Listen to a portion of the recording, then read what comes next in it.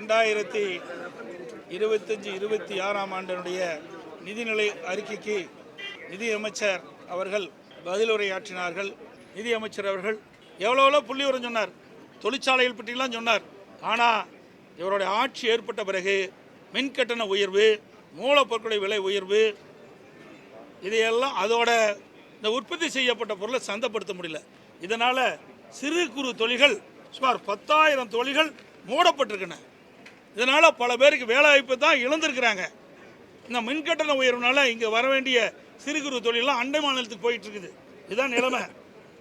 அதோட நாங்கள் கூட கேட்டோம், இந்த ஆட்சி ஏற்பட்ட பிறகு எப்போ பார்த்தாலும் புதிய தொழிற்சாலை வந்திருக்குது, இன்றைக்கு வேலைவாய்ப்பு பெருகுது, பொருளாதாரம் அதிகமாகும்னு சொல்லிட்டு இருக்காங்க. நாங்கள் கேட்குறோம், திராவிட முன்னேற்ற கழகம் ஆட்சி வந்த பிறகு இன்றைக்கு தொழில் முதலீட்டாளர் மாநாடு நடத்துனீங்க, எவ்வளோ தொழில் வந்திருக்குது, எவ்வளோ முதலீடு செஞ்சுருக்கிறாங்க, அந்த தொழிற்சாலையுடைய நிலைமை என்ன, இல்லை முடிஞ்சு எவ்வளோ பேருக்கு வேலை கிடைச்சிருக்கு, அதெல்லாம் வெள்ளை அறிக்கை விடுன்னு கேட்டோம். இது வரைக்கும் எந்த பதிலும் அரசாங்கத்திற்கு இல்லை. அத்தனையுமே ஒரு ட்ராமா மாதிரி தான் இருக்குது. அத்தனையும் ஒரு பொய் செய்தி வெளியிட்டு மக்களை ஏமாற்றுகின்ற அரசாகத்தான் இந்த ஸ்டாலின் மாடல் அரசு இருக்குது. இதோட ஸ்பெயின் நாட்டுக்கு போனார்.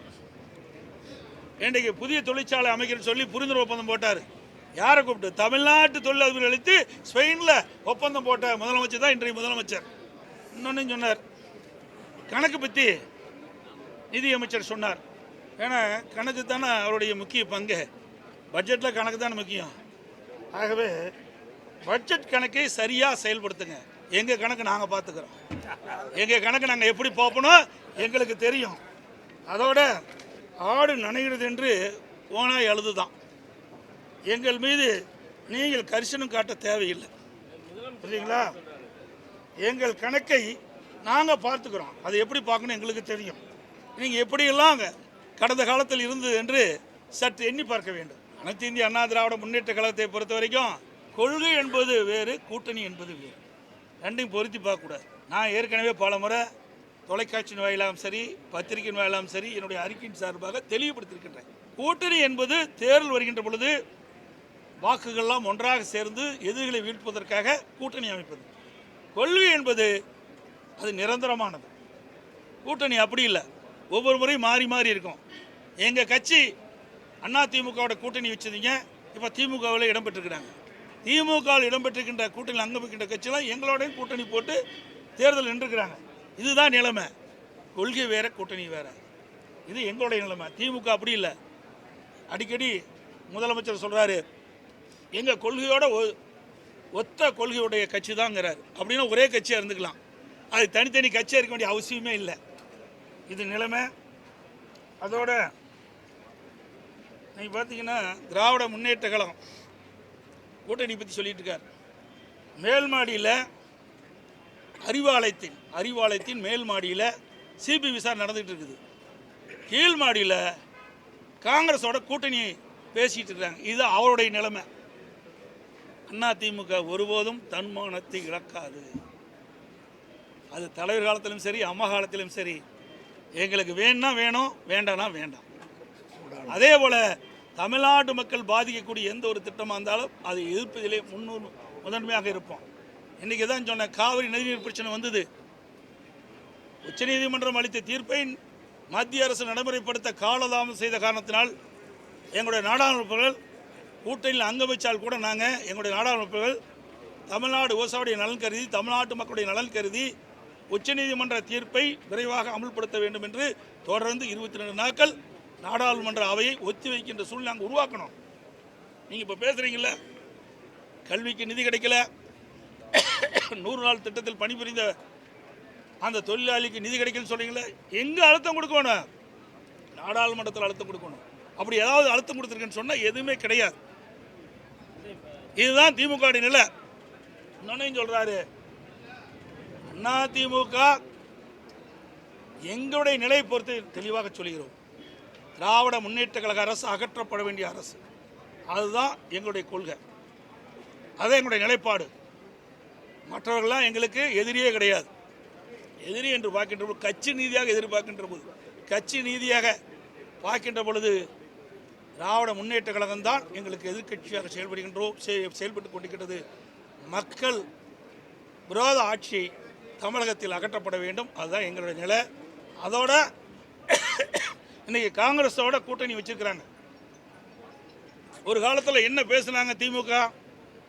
எமர்ஜென்சி வந்தது, இதனால் திராவிட முன்னேற்ற கழக தலைவர்களுக்கெல்லாம் கடுமையாக பாதிக்கப்பட்டது, விசா சட்டத்தில் எங்களையெல்லாம் அரெஸ்ட் பண்ணாங்க.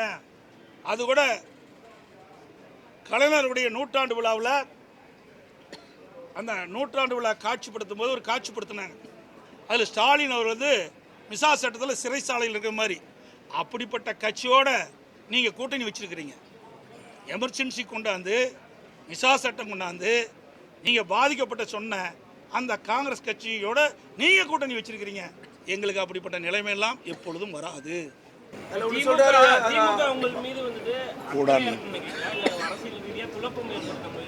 எப்படி அக்கறையாக இருக்குன்னு சொல்கிறீங்கன்னா தான் சொல்கிறேன். ஆடு நனைகின்றது ஓனாய் அழுதுதான். அது மாதிரி எங்களுக்குள்ள ஒரு சில கருத்து வேறுபாடுகள் இருக்கும்போது கட்சியில், அப்பொழுது பாதுகாப்பு, எங்களுடைய கட்சி அலுவலகம் தாக்கப்படும், எங்களுக்கு பாதுகாப்பு வேண்டும் என்று காவல் நிலையத்தில் சென்று எங்களுடைய கட்சி நிர்வாகிகள் புகார் கொடுத்தாங்க. புகார் பதிவு பண்ணிட்டாங்க. பாதுகாக்கலையே. எங்களுடைய கட்சி அலுவலகத்தை ரவுடிகள் குண்டர்கள் தாக்கப்பட்டு உடைக்கப்பட்டு சேதப்படுத்தப்பட்டு பூட்டிய அரசாங்கம் தானே அந்த திமுக அரசாங்கம். இதே நேரத்தில் சிந்தித்து பார்க்க வேண்டும். இதையும் புரட்சித் தலைவி அம்மா அவர்கள் தமிழகத்தினுடைய முதலமைச்சராக பொறுப்பேற்றிருந்த போது இதே மாதிரி திமுக இரண்டாக பிளந்தது. அப்போ பிளந்த போது அறிவாலயத்தை போட்டு ஆரம்பிச்சாங்கல்ல, அறிவாலயத்தை பூட்டுகின்ற சூழ்நிலை வருகின்ற பொழுது மாண்புமிகு அம்மா அவர்கள் நடுநிலையோடு இருந்து பாரபட்சம் இல்லாமல் அந்த அறிவாலயத்தை பாதுகாக்கப்பட்ட அரசாங்கமாக இருந்தது. இதுதான் அண்ணா திமுகவுக்குள்ள வித்தியாசம். இல்லை, இது எப்படி புரிஞ்சுக்கிறது சார்? எப்படி புரிஞ்சுக்க? இப்போ அவர் என்ன சொல்ல வர்றாருன்னா வாழ்த்துக்கள்னு சொல்றாரு, முதலமைச்சர் வாழ்த்துக்கள் சொல்றாரு. தமிழ்நாட்டை பொறுத்த வரைக்கும் திமுக அதிமுகன்னு சொல்லி ஒரு இருதுருவ அரசியல் தான் இருக்கணும், மற்றொரு கட்சிங்க வந்து விடக்கூடாது. இவங்களுக்கு வேணும்னா அங்கே போய் சேர்ந்துக்குவாங்க, மற்றவங்களோட வேண்டாம்னா விட்டுருவாங்க. இது யாரிட ஏமாத்துற நாடகம்? அண்ணா திமுக விழித்து கொண்டவெல்லாம் பிழைத்துக் கொள்வார். புரியுதுங்களா? அதனால ஒன்றும் கிடையாது. எங்க மேல இவ்வளவு அக்கறை இருக்கிறீங்க, எங்க கட்சி அலுவலகத்தில் போட்டுறீங்க, என்ன வித்தல் நீதிமன்றம் என்ன அடி அடிச்சது? இந்த அரசாங்கத்துக்கு என்ன கொட்டு குட்டுச்சு?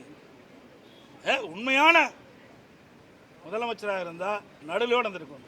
ஒரு பெரிய கட்சி, 30 ஆண்டு காலம் ஆட்சி புரிந்த கட்சி, பொன் விழா கண்ட கட்சி, அந்த கட்சி அலுவலகத்தில் சில ரவுடிகள் தாக்கி உடைத்து சேதப்படுத்துகிறார்கள். பாதுகாப்பு வேண்டும் என்று நாங்கள் புகார் கொடுத்தோம்.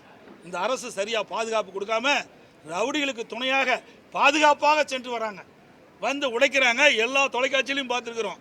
இப்படிப்பட்டவர்கள் எங்களுக்கு நன்மை செய்யக்கூடியவர்களா? ஒருபோதும் நடக்காது. எவ்வளவு வார்த்தை ஜாலங்கள் நீங்கள் பேசினாலும் அதுக்கு மயங்குகிற கட்சி அண்ணா திமுக கட்சி அல்ல. திராவிட முன்னேற்ற கழகம் 2020 திராவிட முன்னேற்ற கழக அரசு 2026 மக்கள் தனையோடு அகற்றப்படும். அது உறுதி.